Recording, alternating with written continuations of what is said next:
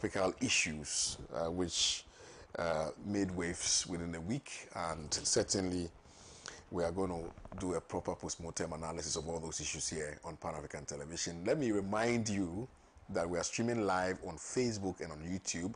So if you want to contribute to the conversation, if you want to share your views and opinions, you can very easily do so by going onto our Facebook platform, www.Pan-African Television, or facebook.com/Pan-African Television, and then you can leave your comment underneath the live stream, and we will be more than excited to read it and share it with the rest of the world. Also, we're on YouTube, youtube.com/Pan-African Television. So share your views via those platforms, and we'll be kind enough to read your messages for you. Also, my personal Facebook page is Kwame Owusu-Danso, and also on Instagram and X, Kwame Owusu-Danso. So you can share your views via those platforms as well, and I'll be more than excited to read your messages here for you. Before I introduce my panelists for tonight's conversation, it's imperative that I share with you the topics that we have tabled for today's conversation. Now, we're going to be looking at what is happening within the minority front, and you do know that within the week, one of the issues which has become very topical has got to do with Honorable Oku Jeto Ablakwa, the current Foreign Affairs Minister of the Republic of Ghana. The minority is demanding the dismissal of Samuel Oku Jeto Ablakwa. Also, Kenneth Riata's case in the U.S. has been adjourned to April 27th. You are aware that I think about 2 or 3 days ago, he was before the court, and for a determination to be made in respect of his status. Also, you do know that an application for bail has been made or has been filed, and that hearing also occurred on the 27th of April. The court will make a final determination. So what it means is that right now, Kenneth Riata is still in ICE custody, and that determination will be made on the 27th of April 2026. Also, MPP presidential aspirants signed peace pact ahead of January 31st primaries. We're going to be looking at that, and also look at the final polls which was put forward or put out by Global Info Analytics. We'll be engaging Musa Dankwa on that here on the show. Also, the late Ayawasu East MP wife declares bid for by-election seat. These are very interesting topics that we're going to be discussing here on the show. I've been joined in the studios by IB, who IB is, should I call you a chief editor? I'm the head of current affairs. Yes. Head of current affairs, okay, yeah. Right. I think they need to make you the editor, the chief editor of all the programs on GH1, because clearly you are very knowledgeable. Good evening to you. Good evening. Thank Good you to see you once again, as always. Brilliant. Right, so we're going to go over to Zoom to have a conversation with Musa Dankwa. He's on his way to another platform, so we want to do this as quickly as possible, and then hear from him what went into the final polling, and whether or not we can trust that this polling will be the representation or final representation of the outcome of the primaries. But let me just take briefly your view. Yeah. On the poll. I'm sure you've seen it. Oh, you have seen it. It's second bomb around 50-something%. Yes. Ken following, yes. Then Brian. Then Educhum, and then Japan. Japan. Yeah. Yes. So Musa Dankwa and Global Info Analytics, they've been very consistent when it comes to polling for the upcoming NPP presidential primaries. In fact, at no point did he place Bawumia anywhere closer to even Ken, right? And so if you look at how consistently the polls have favored Dr. Mahmoud Bawumia, it would have been shocking for any other outcome rather than what Musa Dankwa has put out. Ken's camp have equally been consistent in saying that the job is on the ground, and that they will not say that they don't believe in the polling figures, but they will use them as a guide. But as far as their internal polling is concerned, they are in the lead. Now, about 3-4 days ago, there was a gentleman who equally put out his own works. In fact, when we engaged him, he had mentioned that he sought to find out between the two aspirant, Dr. Mahmoud Bawumia, and then Kennedy Ohene Japan, who he should throw his weight behind as a party person. And also as an intellectual, he decided to go and conduct a poll. The outcome of his poll, per what he put out there, was that Kennedy Japan will win with nothing less than 54%. Right? So it's not just the prophets that are in disagreement as who we emerge victorious come January. The posters are also in disagreement. The posters are also in disagreement. But you see, in looking at polling, I believe that the methodology matters. The sample size matters. Between now and January 31st, depending on how these aspirants use what Musa Danko has put out, something can change. But his argument is that nothing monumentally will sweat in favor of any other rather than Dr. Bawumia. So the point he's making is that, yes, it's about a week or even more to January 31. Within this period, many movements will take place. Many operations will be activated, right? Delegates might be camped if need be. They might be influenced one way or the other.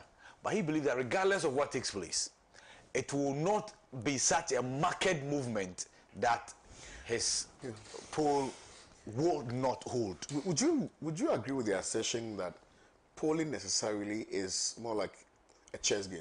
Yeah. You know, usually playing with the minds of people and tilting the conversation towards a certain direction. You know, that when you set the agenda from the very outset, then you are gradually gravitating people towards the choice of the polls, you know, in terms of the person who leads.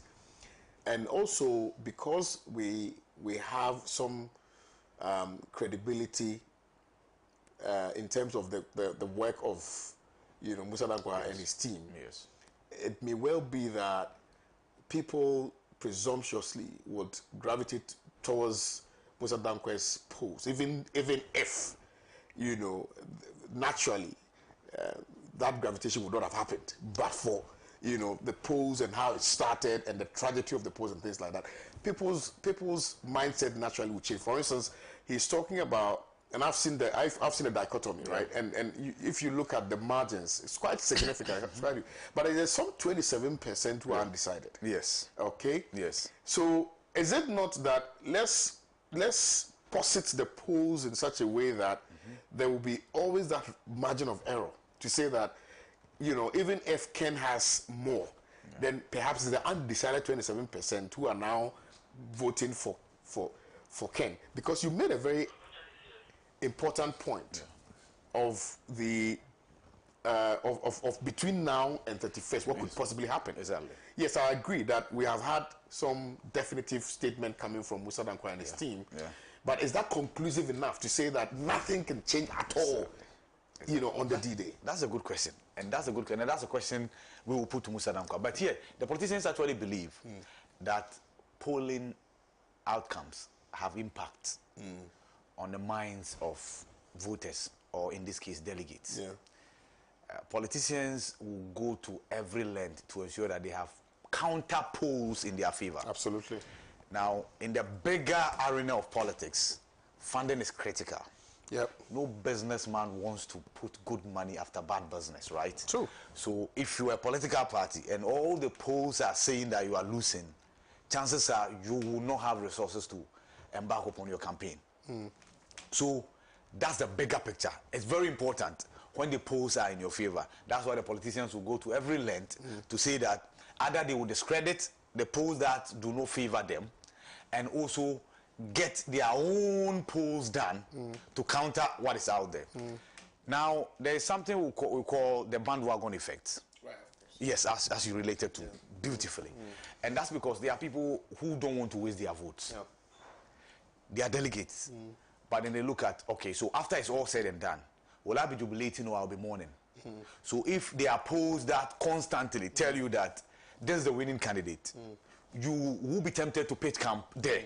So it has an effect. It has an effect and impact. But the pollsters will also tell you that they are reporting exactly what they have gathered. Okay, so now let's get into what what we think they gathered on the field, right? Yes. What we perceive as, that which influenced or impacted the polls on the ground. What do you think is accounting for the consistency or the in relation to Dr. Bawumia's numbers? Yes. What do you think is accounting for that? Well, so the NPP has expanded its electoral college.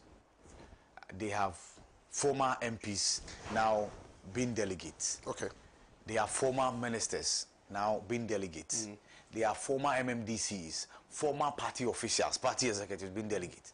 That's an expansive array of delegates. Right. Let's hold that thought. Let me go onto Zoom and speak to Musa Dankwa. Musa, can you hear me, please? Hello. Hello, Musa. Oh, it's Ahiyangba rather. Okay, all right. Good evening to you, Richard. Hello, Richard. Good evening. Hello, Richard. All right, so the producers should work the lines. Let me speak to my brother Richard Ahiyangba, and get his views on the last polls which have been put out, and according to Musa Dankwa, is the final polls that he has put out relative to the primaries on the 31st. Hello, Richard. Can you hear me? Are you on? I can hear you. Very well, very well. Very good evening to you, Richard. Music, please. I couldn't hear anything.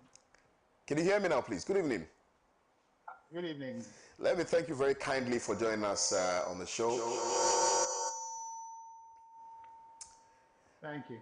Okay, very well. So first of all, what would be your general view on the final polls which have been put out by Musa Dankwa? I have not digested that poll. Looked at it. I've heard about it, but I haven't. But I really will not put much premium on it. The main poll is what poll we would have on the 31st. And so I rather, put my faith in that, and that will be the poll that I'm looking forward to. But as for what we have, people are polling, Musa is polling, I won't put much premium on it at this point. Okay, then I will not push further. Let's go quickly then and look at the peace pact, which was signed by all the candidates. Can you take us through exactly what transpired? Yeah, thank you much, and good evening to my co-panelists. I think the peace pact, as you may have observed yesterday, was designed to help us achieve a post-election calm and peaceful, united environment. And so it is designed to get everybody focused on that task, which is going to be a big task, given the nature of the campaign. That's the blessing and curse of democracy, right? That it puts you in adversarial position in order to come to a peaceful resolution, which is the majority view of the people. And so by nature, that's how the cookie crumbles. So our strategy to deal with the post-election challenges, is the peace pact. And it stands on three legs. The first bit is the affirmation by the candidates that the processes leading to the election has been free and fair and inclusive. And two, they are affirming that they will accept the outcome of that process, which is the electoral process. And thirdly, that they would support the eventual winner of the election. So these are the three legs the pact stands on. And we think that it was a good thing for us that all five signed on the dotted lines, witnessed by very key personalities in our party. And as you saw yesterday, the entire party, its physical presence was manifest, its spiritual presence was there. I suppose that if we had eyes to see in the spiritual realm, I guess our forebears, the architect of our tradition, would have been in the room with us, seeing that it was a collective design by the party to achieve the pact yesterday, which is focused on ensuring that we have a peaceful internal environment and a united party to prosecute the agenda we have to recapture power in 2028 and then probably form government in 2029. So the pact really, as you were saying, was a success for us yesterday, and a very bold step toward achieving unity post 31st January.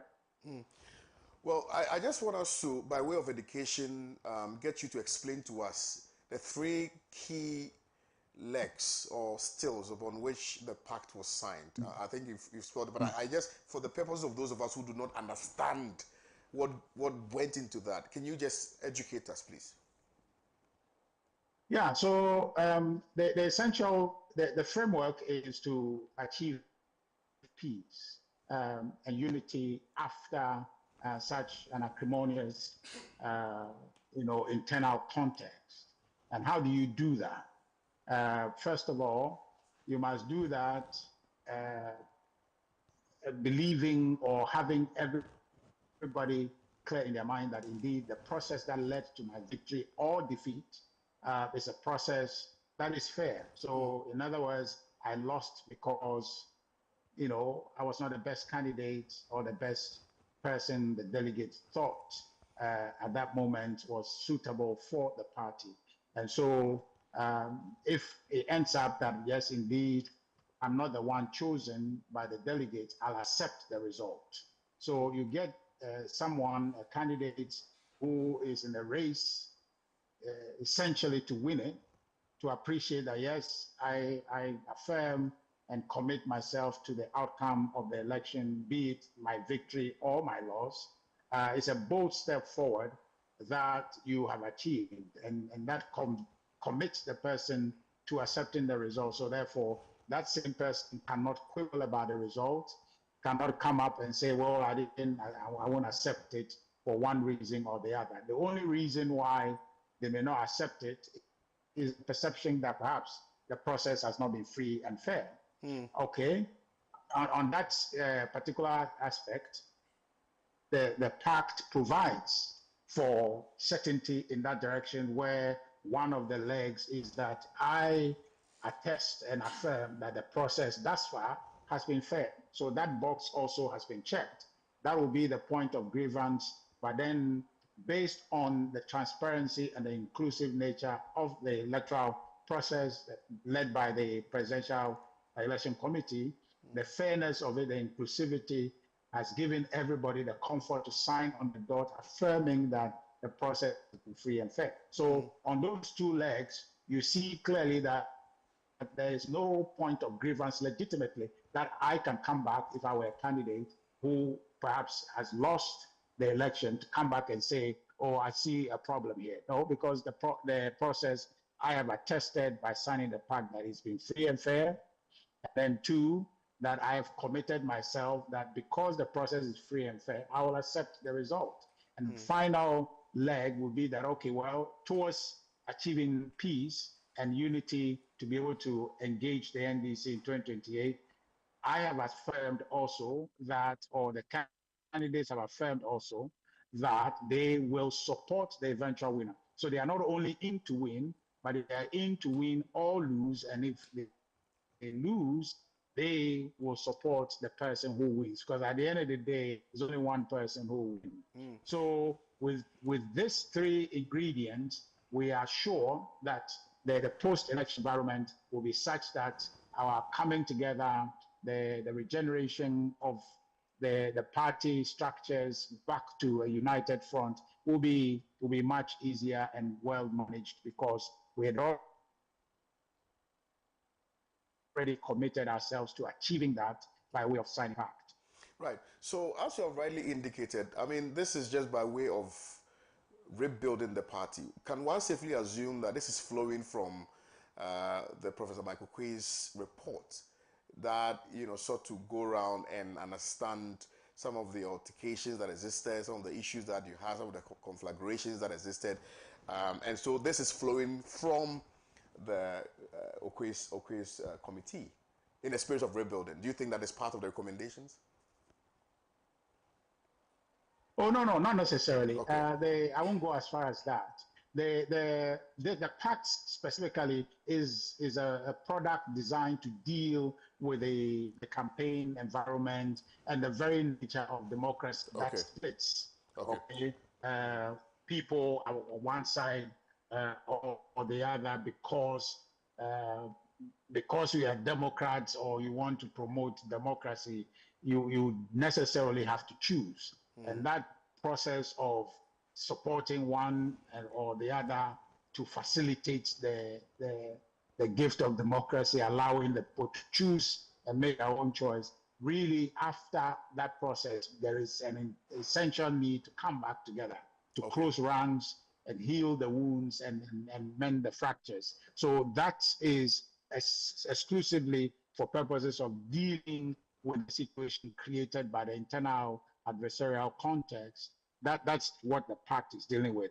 Professor Okwei committee's report, the work they did, the July 19th delegate conference, national delegate conference, dealt with that. Some of the amendments that we did, particularly the expansion of the electoral college, is a direct outcome of that committee's work, whereupon we as a party decided to expand the electoral college because it was part of the findings that largely people felt that the party was too close, that an opportunity in terms of participating the processes of the party was a bit restrictive.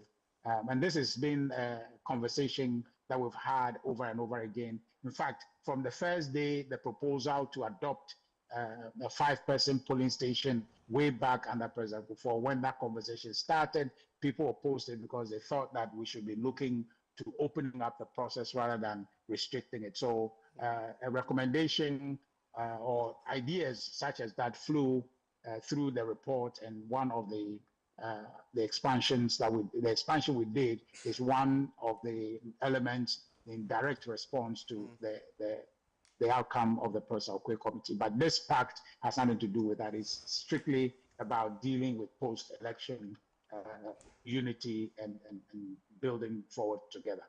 Oh, thanks for the elucidation. But let's stay on you know, the pact.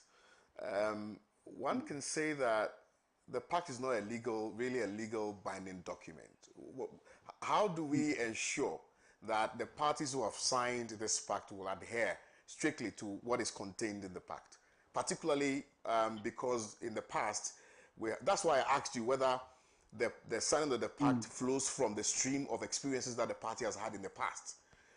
And so because of some of the allegations that have been leveled, and also quite importantly, what led to, if you like, the demonstration by Kennedy Japan. You know, it's instructive that we understand whether people can confidently trust that the process will be free and fair, because that is what will lead to whether or not people will respect the provisions contained in the pact thereof, and therefore they would want to abide by it.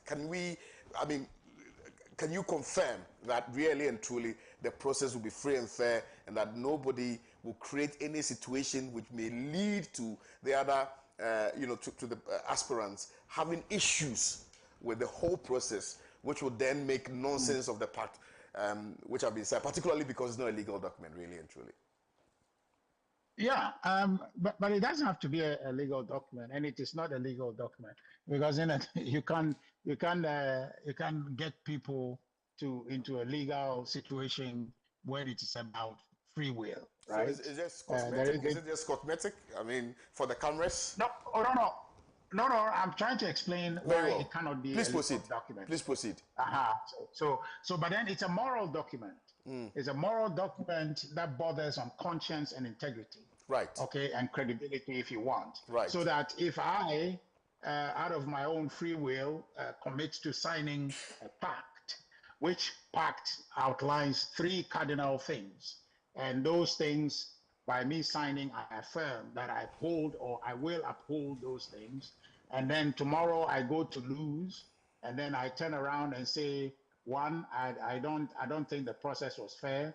Two, I won't accept the result. Three, I won't support the eventual winner. Then my credibility is at stake.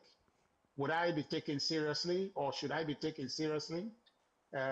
When you signed it, what were you thinking? Did you just thought that you were going to win, and so therefore it was okay? Now that you didn't win, then you are trying to backtrack. So it's not a legal document, but it's a moral, conscientious document that when you sign it, it binds you. And I think that there's nothing more convicting than one's own conscience. Yeah. And so, to that extent, it's a solid document and is an appropriate act which will inure to the benefit of the party.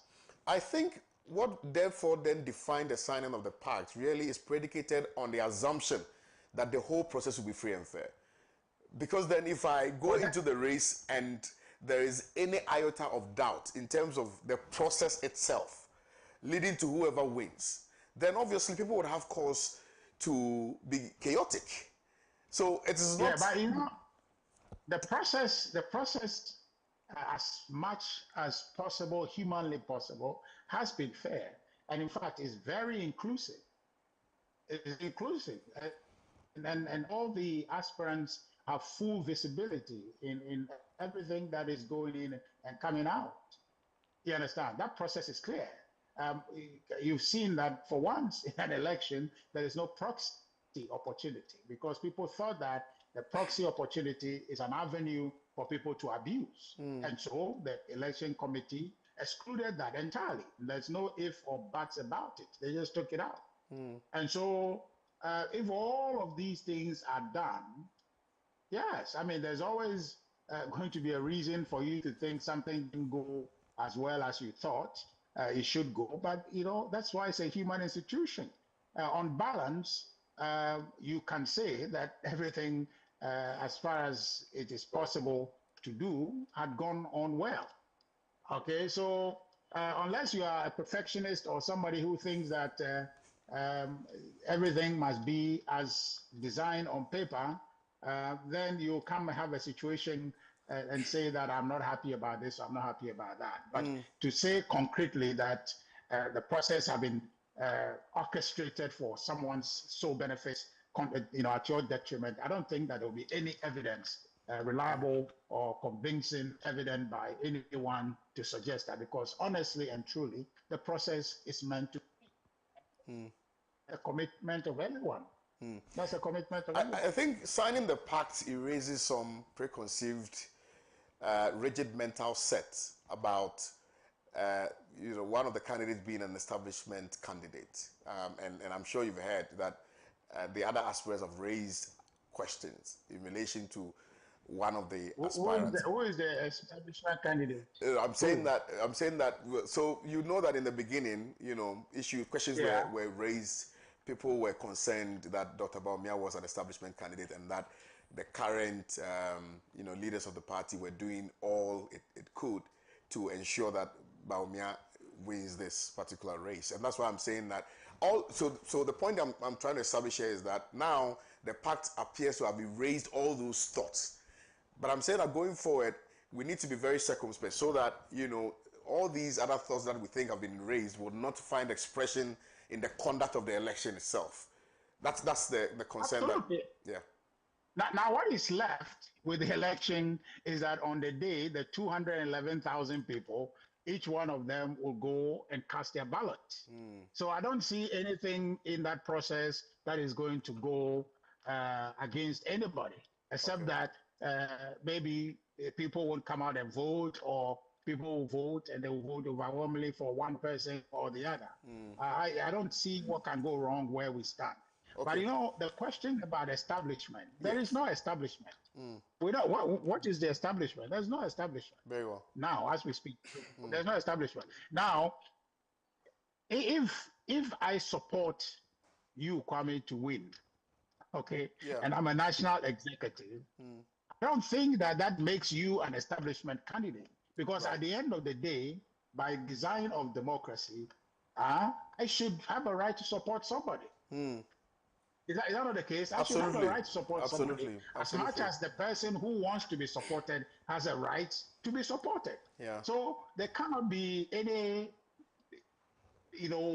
problem with anybody part of national executive supporting somebody. What I think may be problematic is me in my role trying to openly declare for one person to say that he is the one that I am supporting and canvassing for him, and openly. Okay, but at the end of the day, we have a police station at the headquarters. I'm going to vote, and I'll vote for Absolutely. the person I want to win. Okay, but that's where it is. So, but the fact that I have a preference does not make my preference establishment Establishment candidate. candidate. Okay. You understand? It doesn't. Yeah. Yeah. Well, I don't know whether you would want to answer this question, but you know that Kennedy or Hine Japan had some issues with some insertions. I don't know if you want to clarify that, because it's now in the public domain. People are asking questions. What exactly happened? Finally, before I let you go.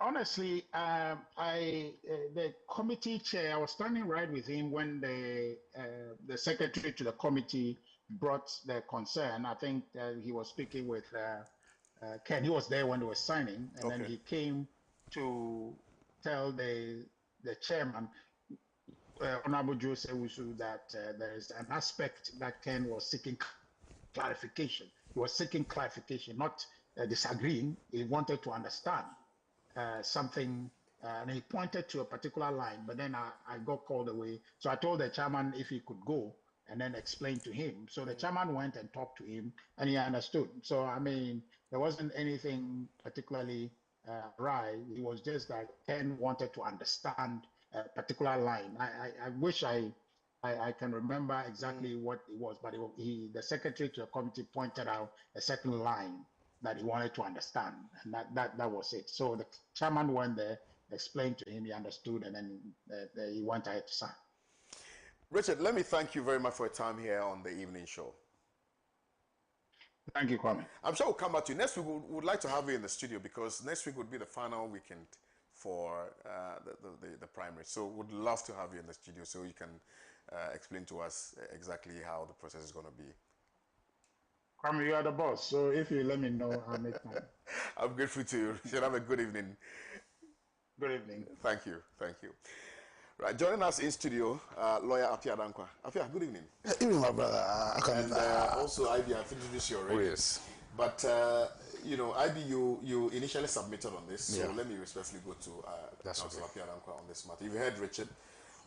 You want to say a few things before. I posed a question to him on the Global Info Analytics pool, and he sought to distance himself from that, because in his estimation, these are just people gathering their own data and coming out with so yeah, he didn't want to comment on that. But what is most important to him is the pact that they've signed and the effect of that pact. And I'm sure you heard him quite eloquently explaining the importance or the relevance of the pact. And I sought to now put parity with the pact and then the Okwe report. It appears that, again, I may be demised in my thinking to think that there's that correlation. There's none, according to Richard. But there are some important lessons that they've drawn from the Okwe report, and that led to some changes that they made in their constitution. So, which is clearly explained. But from where you sit, do you think that in the final analysis, in conclusion, the pact that they have signed will be effective? So let me wish your lovely viewers a good evening. I'm glad to see you in your Afranto shirt. That's why I bought it. That's why I bought it. I'm still movement. We are UP. As a movement is a UP. You should get me one of those shirts. Yeah, I will do it. Always a pleasure sharing this platform with you. Peace Pact. When I talk about Peace Pact, I talk about the Yeltsin. You know, when you read history, Yeltsin, when Roosevelt, Churchill, and the Russian president at that time, I'll remember his name, one of the greatest Russian presidents of all time, or Soviet Union, met when it was clear that the Second World War was coming to an end, when he met and then signed the Yeltsin Agreement that shaped how international relations was held subsequent post Second World War. And that was a peace pact. And that peace pact was signed in the midst of a war. I did not know the NPP was at war. I honestly did not know the NPP was at war. Because you only sign peace pacts when there's war.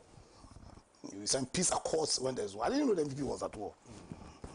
And I think this peace pact, like you, in a very nice and diplomatic manner, showed my brother Anyaba is one of the most useless documents you can ever sign. Especially when he even agreed that it's not a legal document and it's a moral document. He says that document is a moral document and he creates a moral obligation on the signatories to adhere to the terms of the peace pact. Kwame, can you honestly say that this NPP, as they have any moral credibility? Already, because one of the fundamental principles then that pins a party that claims to be or to be the custodians of the principles of liberal democracy is a firm belief that those who govern must do the same with the consent of those they govern. And we know, it's right, that consent is vitiated either by force, duress, or by undue influence. And in this case, when we say undue influence, when people are given money, when you influence people by way of money, already they've been sharing money. 400 Ghana cedis here, 500 Ghana. They say transportation, but it's money. 500 Ghana cedis there. People go and sleep in hotels. He has done already. It's happened. And the party did not see the moral need. The party that claims that they are the custodians of the principles and values of liberal democracy did not see the need to stem this activity, which is adverse to the values of liberal democracy. The value that says that those who govern must do same with the consent of those they govern. And undue influence is one of the means in which this fundamental principle is breached. So case in point, first case in point. 2, elections is a process, not an event. And these values that they want to show you the word enforce or to play on the moral integrity of their members to respect has already been breached and the party did not say a word. What was the party's position when in their thank you tour, and that tour, as we all know, was part of the process because people used that tour to advance their case. That's why they were the best people to be sponsored by the party. In that tour, when Honorable candidate Upon joined that tour, some of his supporters, but one was allegedly stabbed. Not so. True. What was the party's position on that? A party that is calling on the integrity, on the moral turpitude, on morality as the means of enforcing this pact. Because he's saying that the pact is not legal and that the pact calls on the moral, the integrity of the party for it to be enforced. What was the party's position when people were stabbed? Kennedy Japan supporters were stabbed. What was the party's position? Did the party forget its moral obligation? Did the party forget that they had a moral obligation? Indeed, they had a legal obligation. A party that claims that they are the custodians of the values of liberal democracy. What did the party say? Now, when Chairman Wontumi said openly, not secretly, if I want to be Kwame, my brother Kwame used baby voice, not surreptitiously. When Chairman Wontumi decided, and he said this openly, that the people who were in their album were only placed there so that they will ensure that His Excellency, Dr. Mahmoud Bawumia, will become the presidential candidate of the NPP. What was the party's position? Did they forget their moral obligation to the values and principles of liberal democracy? Did they? Did they forget about the integrity? The integrity of the system that we've created, system that we believe is the best system that can guarantee for us the purpose and essence of our constitutional democracy. Our liberties, our right to our liberties, our right to our lives, and our right to pursue our own happiness. And the fact that the person they are going to choose has an agenda set for him by our constitution. Because they are not going to choose their party's chairman. They are going to choose somebody who potentially can become the president of Ghana. They are going to choose somebody who, if elected as the president of Ghana, is going to take an oath, want to be faithful to Ghana. That means that person is going to be faithful to the ideals and principles of this country. Two, to protect, preserve the constitution and the laws of this country, to dedicate himself to the well-being of this country. Yeah, understand? What authority, what moral right, based on how the party has been handling its affairs, does the party have to be calling on the morality of these members, of these their party stalwarts, to enforce this peace pact? When the party forgot about the moral obligation they had to Ghana as custodians of the values of Ghana, in calling out Chemawun to me, when he made statements that put to the fore the lack of integrity of their process. Because if a regional chairman, a member of their neck, somebody who's been placed in the position of trust, can openly come out and say that you've been placed in the album not to serve the interest of the party, not to serve the interest of the country, but you've been placed there because your task is to ensure that Dr. Bawumia becomes our presidential candidate. And the party said nothing. The party forgot about its moral obligation. So when this party is saying that we've signed a pact, now what enforces this pact is morality, is integrity. And the party has shown beyond a shred of a doubt that they themselves have a moral sickness, an integrity sickness. Then do you take this exercise seriously? Do you take this exercise seriously? You get the picture. Also, the party, the executive of the party must be faithful, must be fidel to the culture of the party. Now, what's the culture of the party? The culture of the party is that in every election cycle, the delegates, the so-called delegates, the people in the album, they vote once. They don't vote twice. They vote once. And so this cycle, which ultimately will lead to the selection of a person who potentially can be the president of Ghana. So you see, the burden on the party, when you are choosing somebody who can become the president of Ghana, should be patriotic. Because you are choosing somebody who potentially can become the president of Ghana. So what should drive you is not your parochial interest.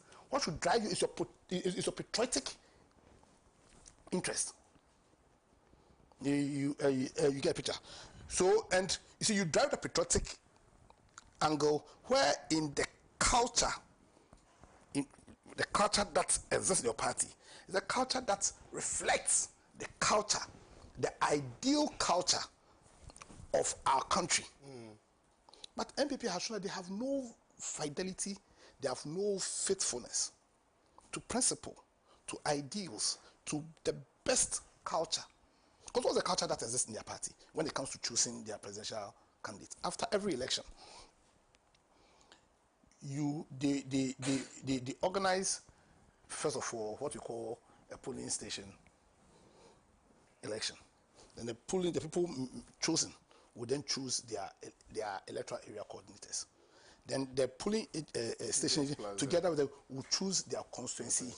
Then and that body together will then choose your presidential candidate.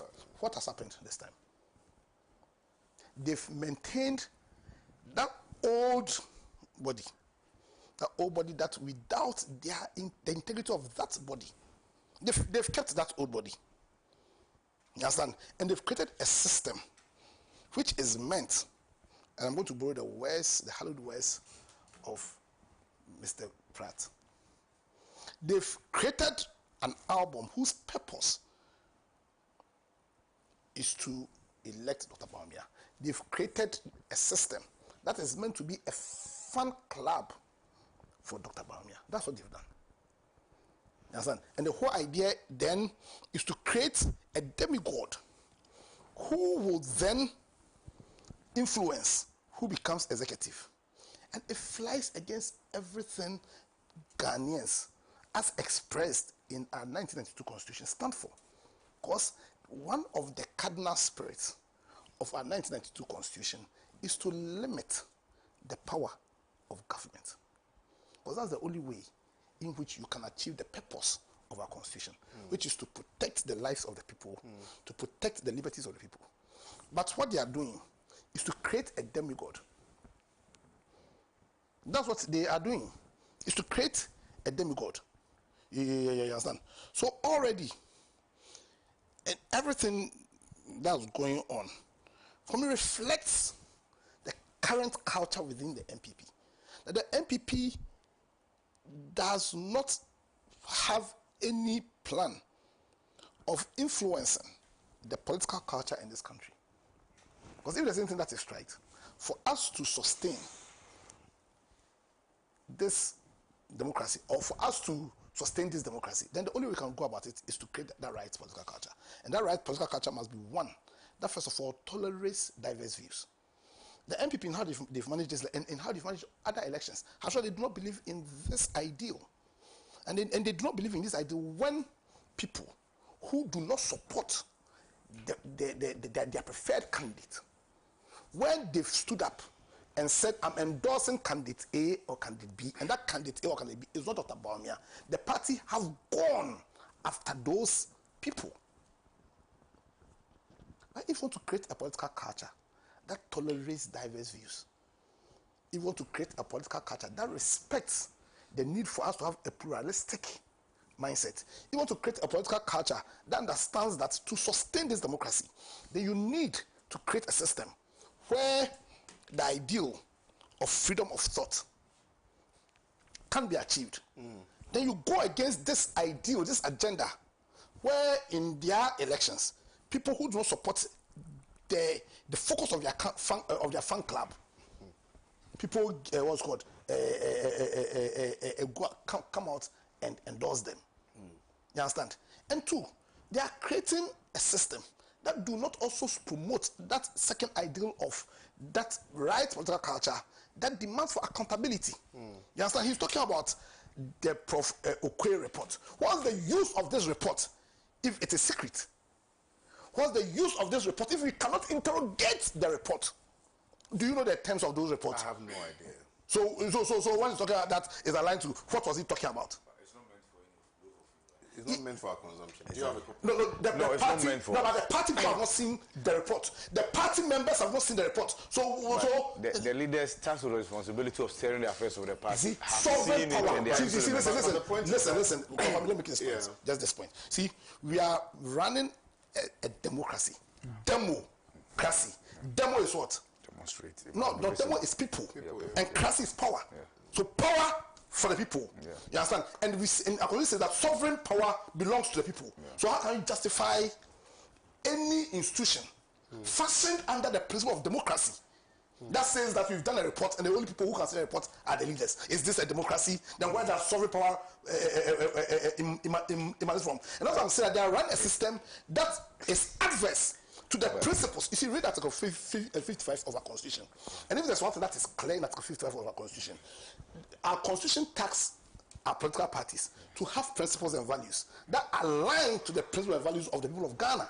So you cannot have a principle that is adverse in both in terms of its spirit and its letter to the values of. So when you have a system where you act in a manner where you come up with a report and say the report is only useful to the leadership of the party, then in what essence and that's why they can confidently say that even though one of the abiding principles of this constitution is principle probity and accountability, can what's it called? Can Nana Kuntum Kunukun Nana Yao Ifrata, yeah. You understand? He says he's the watchman for the public purse. You understand? We are asking him simple issues about our public purse. He says he won't come. And a major political party that's supposed to be a custodian of the ideals of our constitution, they can boldly advise him and say, listen, if I'm Ken Ofriata, I won't come. Understand? Is that not a familiar spirit party? Yes, it's a familiar spirit party. You understand? So this part, the question was it signed by the virtual members? Or it was signed by physical members? The physical or fake. He didn't say physical. He said right now there are two MPPs. One is fake and the other is virtual. Right. Yes, so Kwame, listen, the peace pact like we've always done in Ghana. I have a problem with Ghana. You know, we signed some fake peace pact and people who are citizens die, our computers die. Which serious democracy in this world? Which serious democracy have you seen them signing peace pact? Right. They're doing a war. So their peace pact is just an admission of the frailties in their system. Their peace pact is tying the hands of the other contestants that they are going to that they are going to cheat. It's like slapping a child and saying, "Don't cry." So, that's so what you think it's more like cow dunk?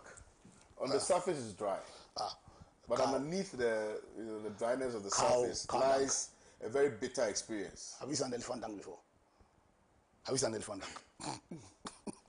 The cow is better.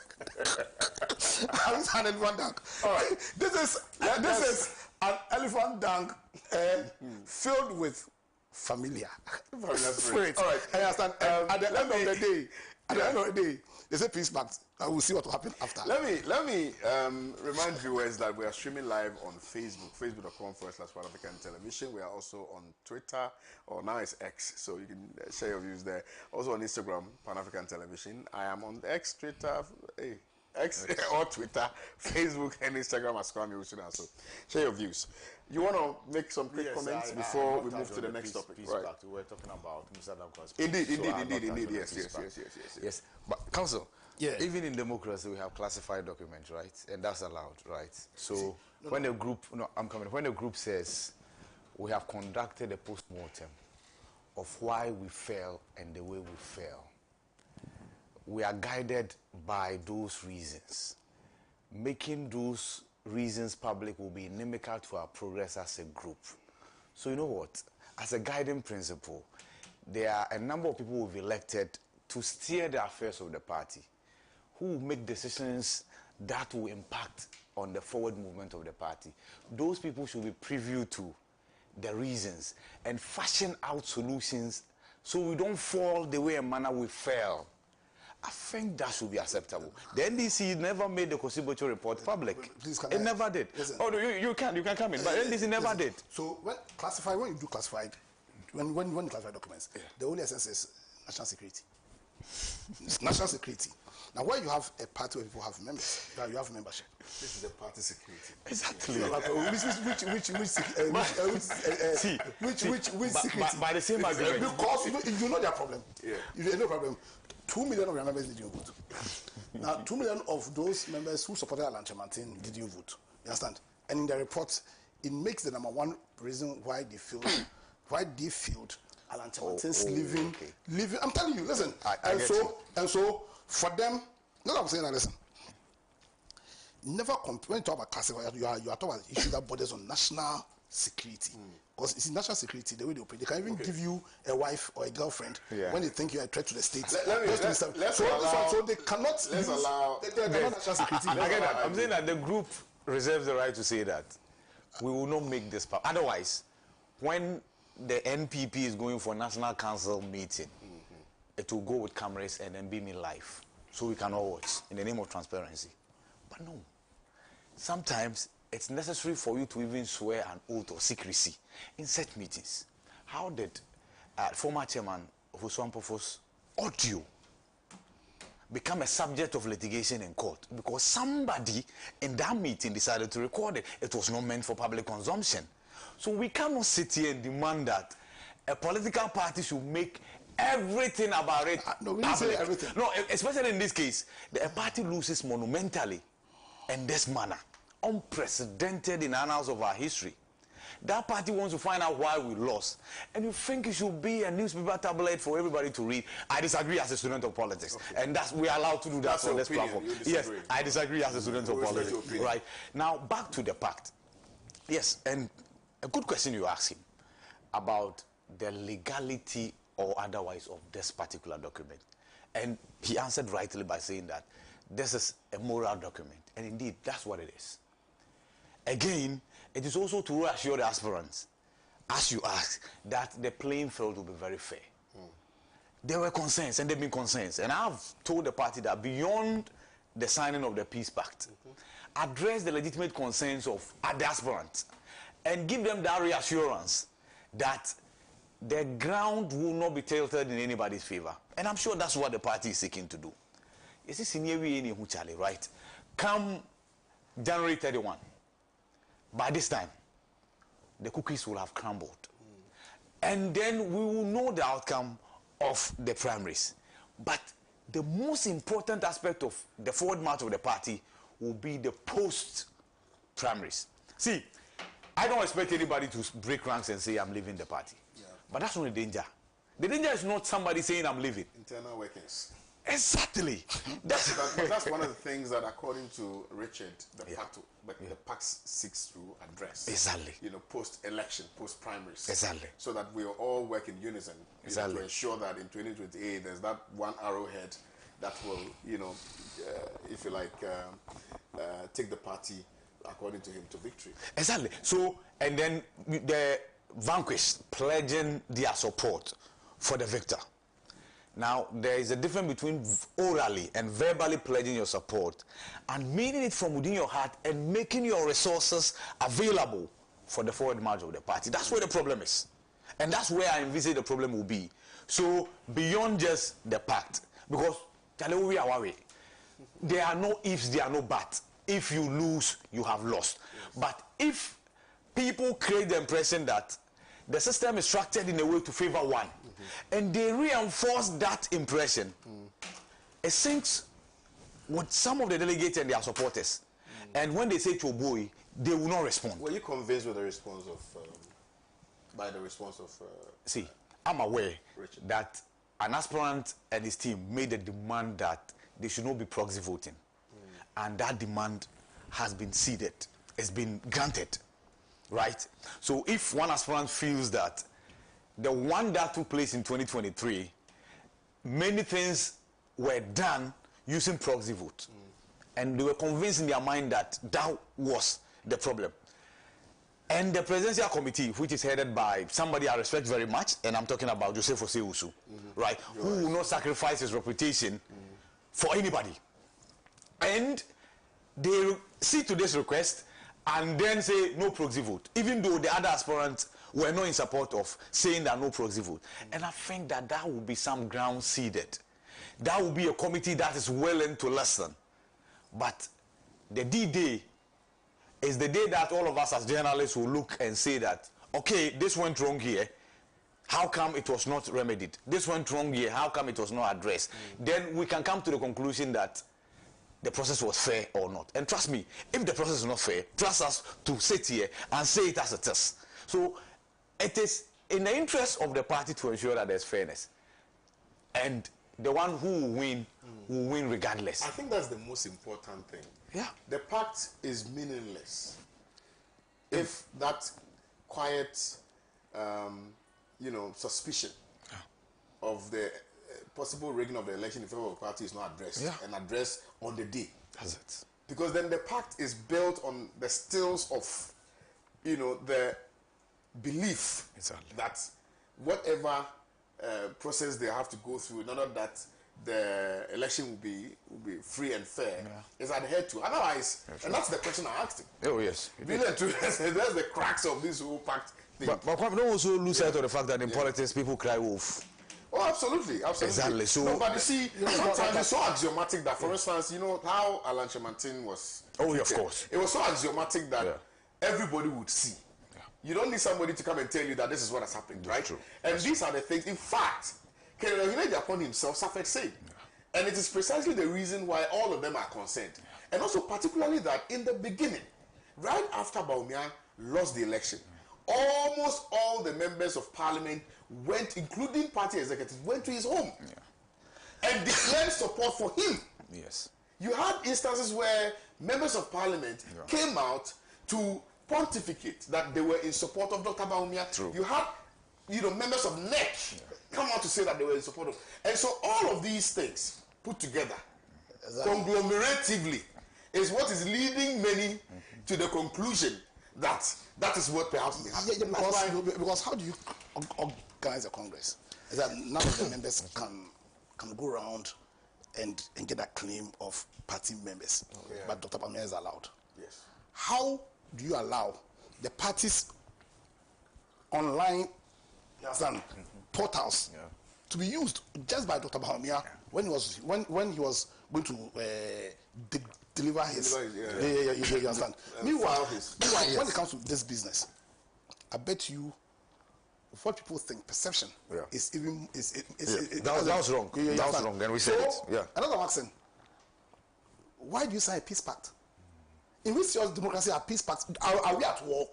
Or is that peace pact? You see, when you say peace pact, it presupposes that you are at war. But then it gives credence to the long-held view that the party is in disarray. The party does not have a soul. So they want to bring the soul by signing. No, they want to appeal peace. Is that they bring a soul of a party? The soul is dead. Is that they bring a soul? What constitutes the soul of an organization? The ideals. Exactly. You understand? Jefferson Cicero said the soul of any nation, of any institution, of any artificial entity is the virtues of that entity. What are the virtues of the MPP? What steps have they taken? You understand? What steps have they taken to rebuild the dead virtues of their party? We shouldn't mess with. So you're trying to say that the party is now not built around people; it's built around an individual, or they intend to build. You see, parties are not even built around people. So parties are built on ideas. Ideas, of course. And the ideas will attract people. Of course. Like many people. Yes. Right now, the MPP has become a vehicle. They see it just as a vehicle to advance their parochial interest. Okay. That's what. And so you see, when they are doing these peace pacts, so you are doing a peace pact when there's no war. You understand? You are doing a peace pact when you did not. Your voices were silent. The voice of the party was silent. Because elections are a process. It's a process. And already, Kwame, what word do you use? A big word. Conglomeration. Conglomeration. How's the common man supposed to understand? Conglomeration. Combination. Axiomatic and conglomeration. These are for half PhD. That's a combination of so many factors. Yes. So when those and the factors have already happened, the things you rightly alluded to, they've already happened. What the party say, you understand? So when the lack of fairness has already been allowed, because there's just 1 week to the elections, but for like close to a year or two, they've supervised over a process that has largely been seen to be unfair. What to a peace pact? Now, indeed, if the party is sure that they've supervised over a very fair process, would you need a peace pact? All right. Yeah, you understand? Well, thank you. So, listen, the peace pact does not suddenly make a party that is, for all intents and purposes, fake becomes genuine. The peace pact does not suddenly lift their moral standing. The peace pact does not breathe integrity into a system when they have none. It doesn't. What it does, the only thing it does is that it re-emphasizes the fact that the NPP as a political entity does not have a soul. They don't have a spirit. They don't have any ideals, any values, any principles that they operate by, and that it's become an entity that charlatans use to advance their parochial interests. And Ghanaians So they should choose somebody. But when you choose that person will come and meet us in town. No, whoever they meet, they'll choose to come and meet us in town. They should come and use the same peace pact tactics to us in town. Thank you very much. In town. On this matter. Let me quickly remind you that the WhatsApp number is very, very active. So share your views with us. We're also on Facebook. I've seen a number of messages coming through. I'll read them when I get the chance. But keep them coming in. I will read as many as possible. Let's move on to the next topic. One of the key objectives of any opposition political party is to put the feet of government to the fire of responsibility. And they must do so in a very decorous manner. They must do so responsibly. They must do so progressively, and they must do so patriotically. We have very recently, read reports about minority demanding that President Mahama sacks Honorable Okudzeto Ablakwa for what is described as undiplomatic behavior of Okudzeto Ablakwa. They cite his comments, which comments in their estimation does not represent the views of the Ghanaian people. And they also made mention of Oral, that because he was unable, as it were, to superintend over the effective transition of Oral cases to the AG, which possibly should have led to some conviction. And also that he mentioned that possibly Ghana could realize about some 21 billion or so from all of these Oral cases. And because he has not been able to follow through with that, he is not fit to occupy that position. Now, I premise this view on the responsibilities and obligations of the minority. IB, is this responsible minority? I was there. Is this responsible minority? Is it the objective of a responsible minority? Is it a minority that is putting the feet of government to responsible accountability? Is it, for lack of better expression, I'm just marrying words. Yeah, I'm just marrying words just to make meaning. I sat through the address by Nana Asafo-Jay. He's a deputy ranking member for the committee. Who is Asafo-Jay? The one who used to come on Pan-African TV? I don't know the one who used to come. The MP for Tafu. Yeah, he's a first-time MP. If he's a first-time. Yes, Bosume Fremo. Yes, Bosume Fremo. He used to, yeah. Okay, great. So and that's he's doing well. I like him. So he was the one who addressed it. But usually they do so on behalf of the minority caucus. So you can't single him out. After it was all said and done, I asked a number of questions, right? And I want to regurgitate that. Please do. I asked whether the minority took cognizance of the fact that the world geopolitical order is in disarray, right? And that Europe is even struggling to get a lid on what Donald Trump is trying to do with his quest to annex Greenland. Yeah.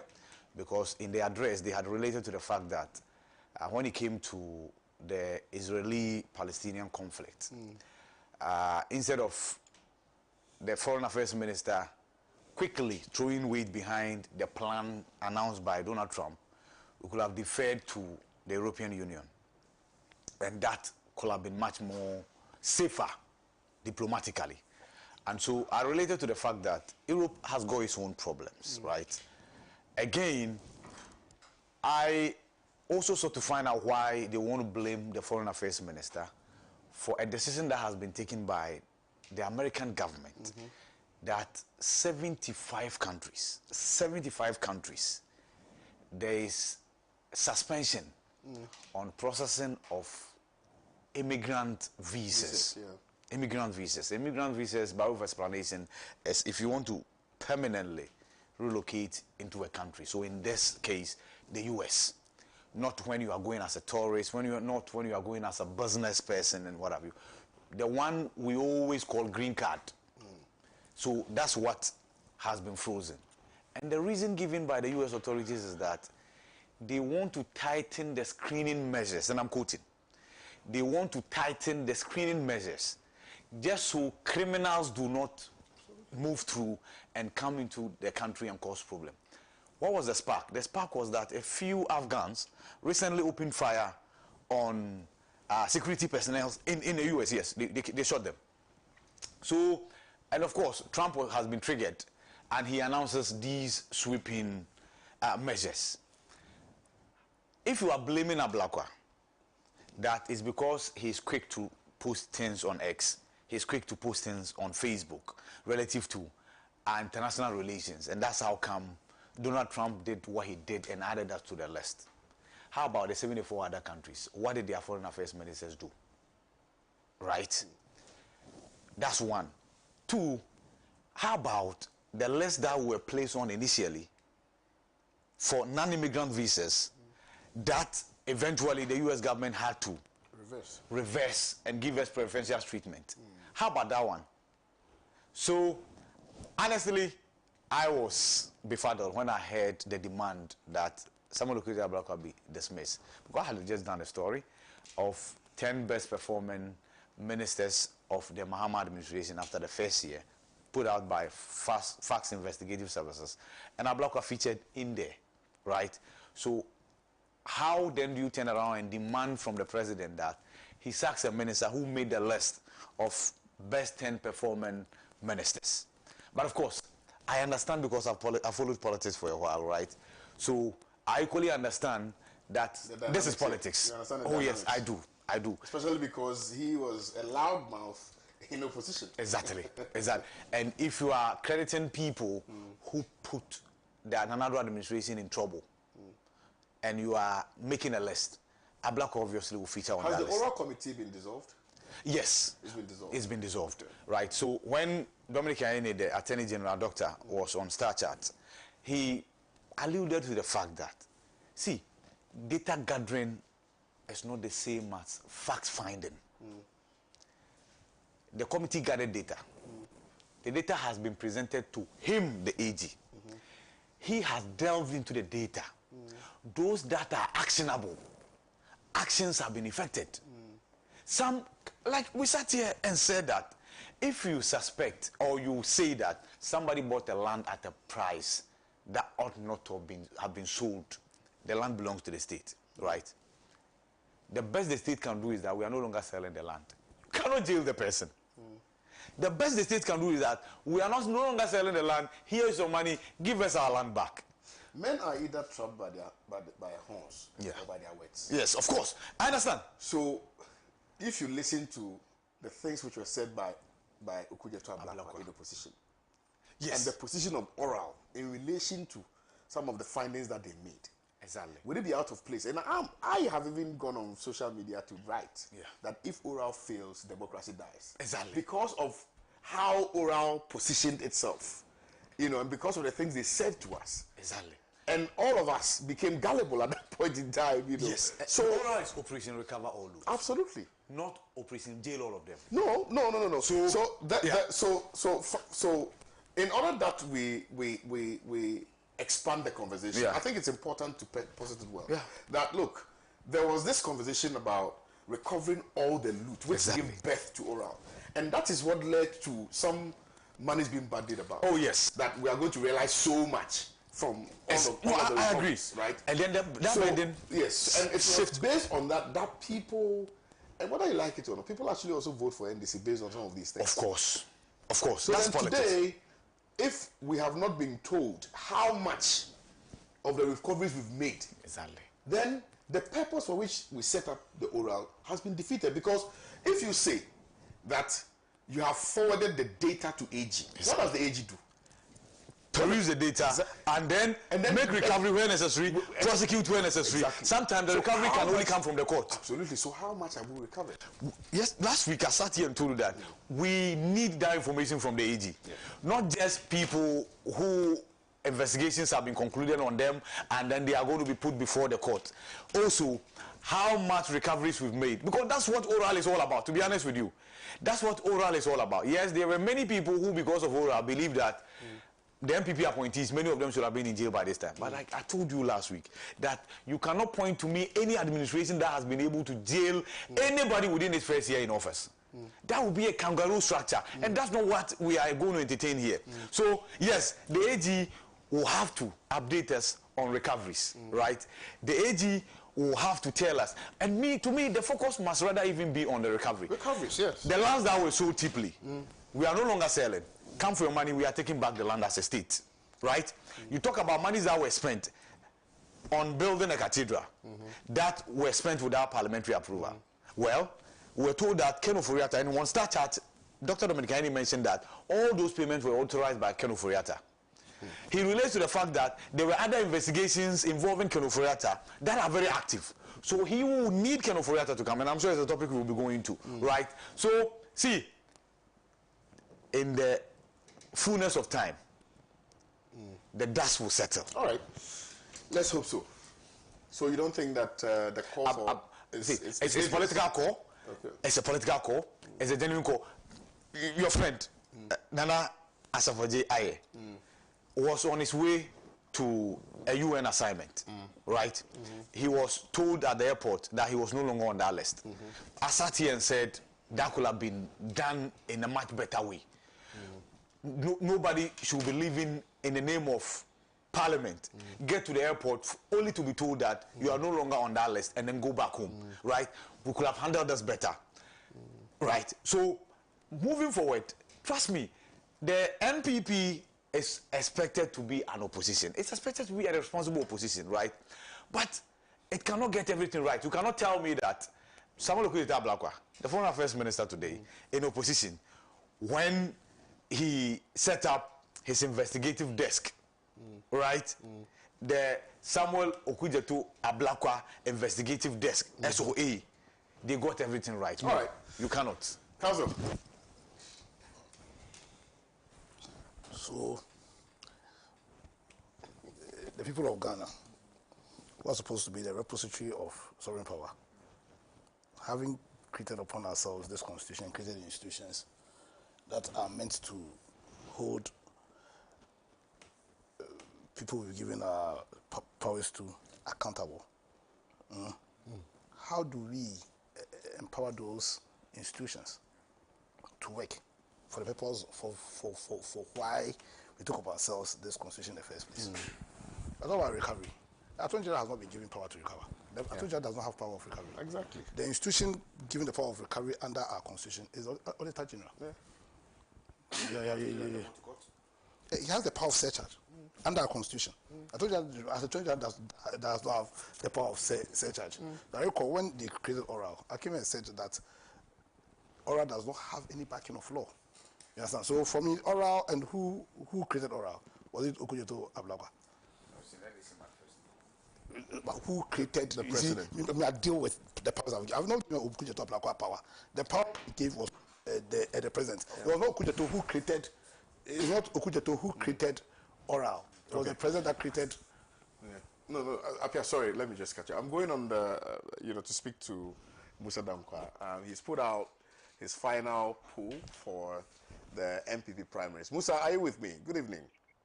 Yes, I'm here. Hello? Hello. Yes, Musa, good evening. Good evening.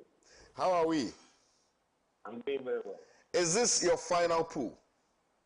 Yes, it is. Final? Yes. Agbena? We are done, yes. Okay. What went into the final one?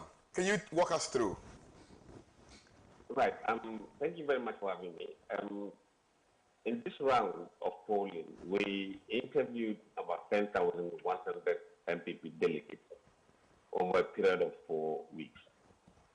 We were doing 2,500 daily, Monday to Friday. Saturday and Sundays are not included.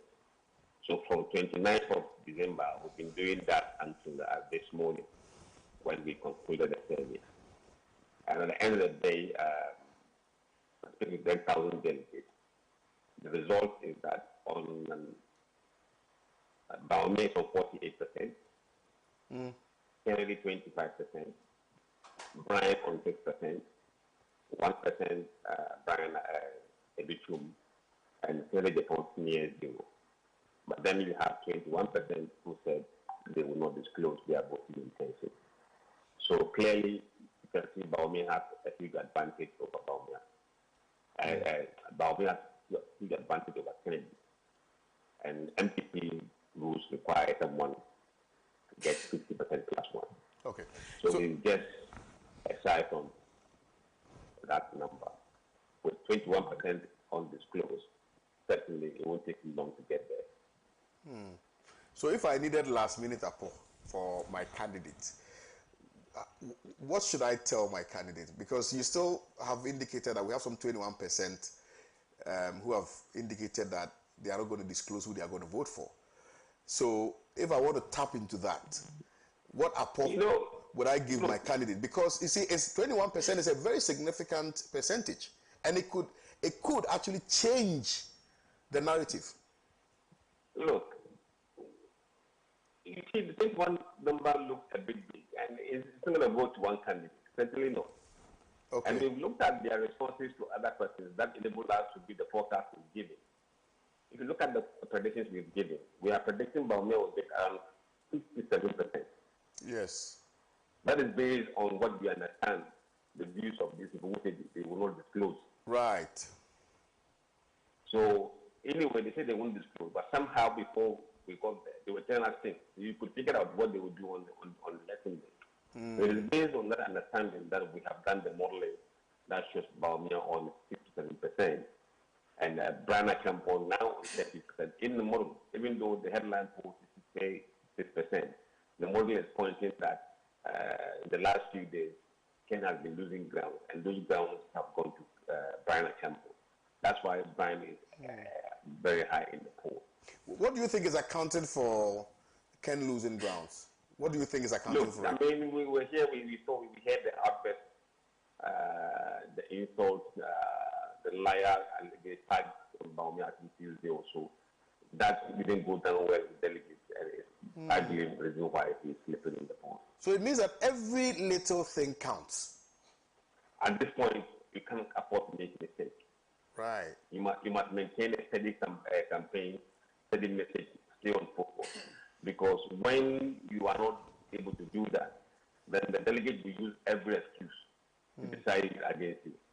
Ken has issued a statement apologizing to Dr. Mahmoud Baumia for what he describes as a misinformation that led him to make the statements that he made. You don't think that that is going to count in this equation? At this stage, I don't believe it will make a big difference. The harm has already been done. Campaign, say the mouth is like an arrow. Once you fire it, it's difficult to pull it back.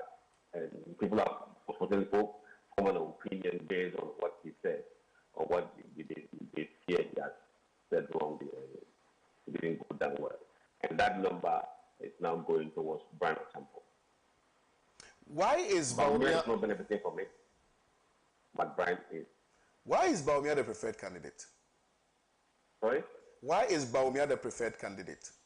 If you ask the delegate, of course, I'm asking because you have engaged with the delegates, so you have that information. I'm coming there. Very well. Look, 45% delegates are saying that they believe if you bring somebody for the second time to the election, that person would win the election for you. 53% said no, they disagree. That is a margin of 22% between those who agree and disagree. And 32% of them, they are neutral about it. So the fact that you don't have huge proportion of delegates disagreeing that if you give someone a second chance to help means there is something. 45% say yes, they agree. And the only candidate who is who fits this discussion is Baumia. Then you ask them the policies they expect their candidates that they want to vote for to have. 23% saying that they want somebody who can win. 17% said they want somebody who cares about the grassroots. 50% said somebody who can bring things. Another 50% said somebody who can unite the party. Another 11% said somebody who is trustworthy. 8%. Other parties 7%. And a fighter 2%.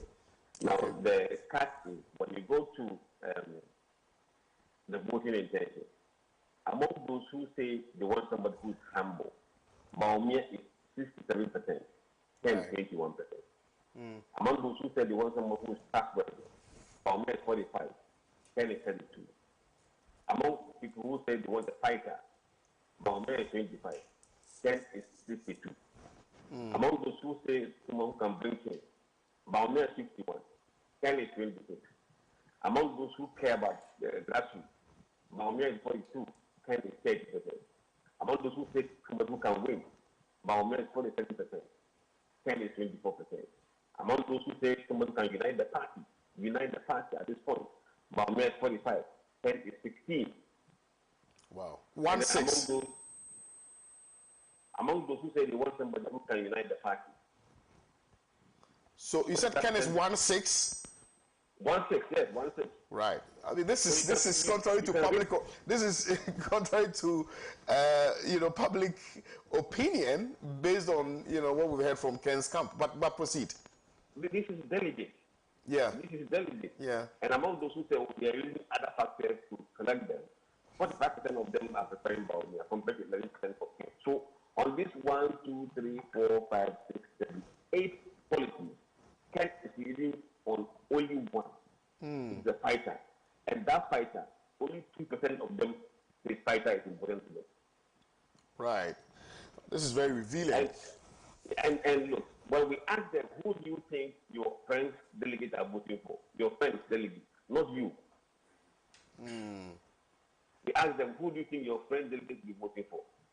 The response we had, 52% think that their friends are voting for Baumia. And 30% are voting for Ken. Yeah. So this is the neighbor principle. This is the neighbor principle.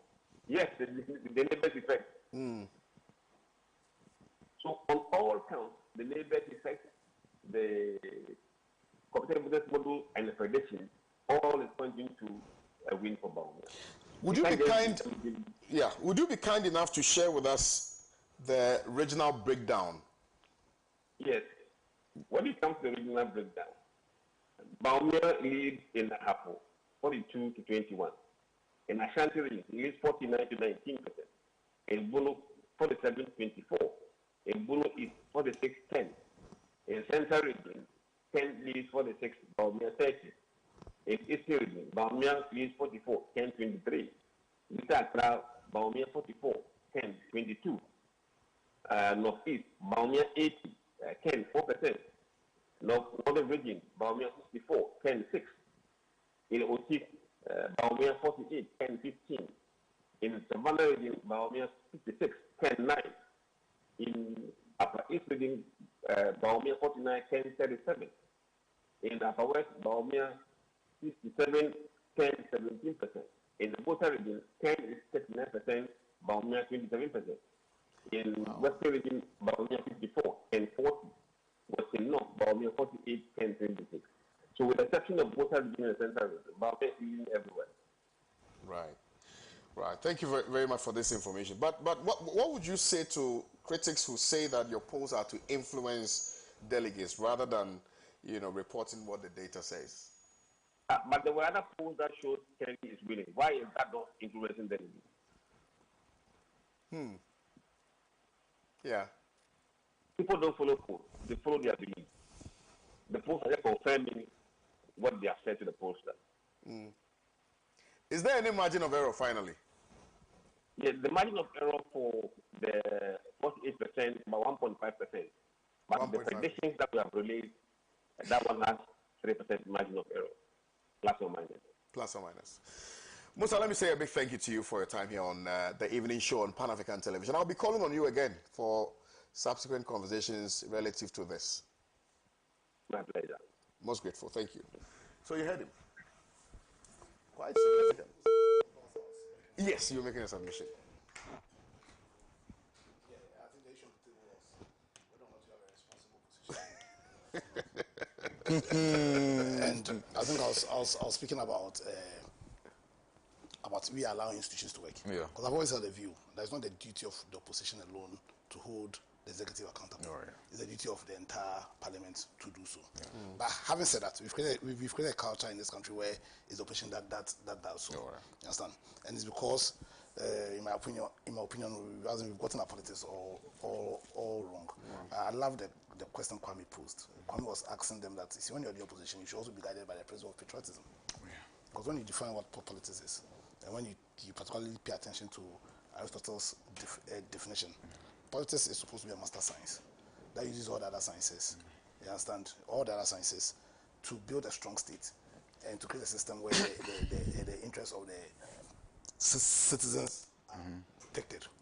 You just don't do opposition for opposition's sake.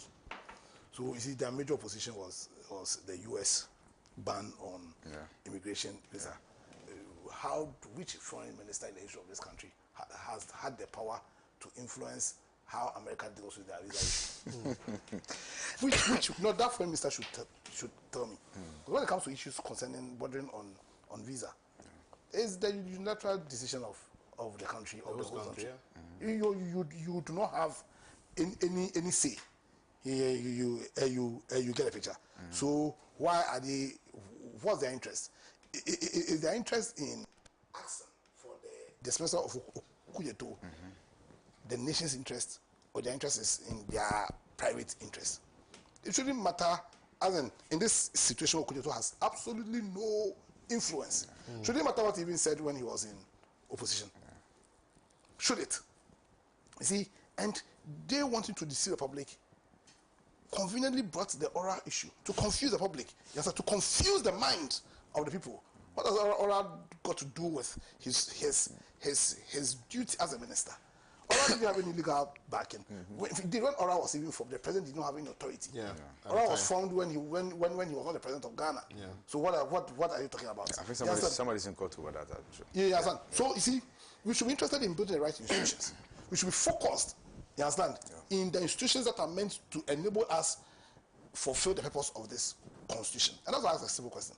Does per our constitution, per the institutional structure, you understand, per the terms of reference of the institutions, is it the duty of the Attorney General to recover loot?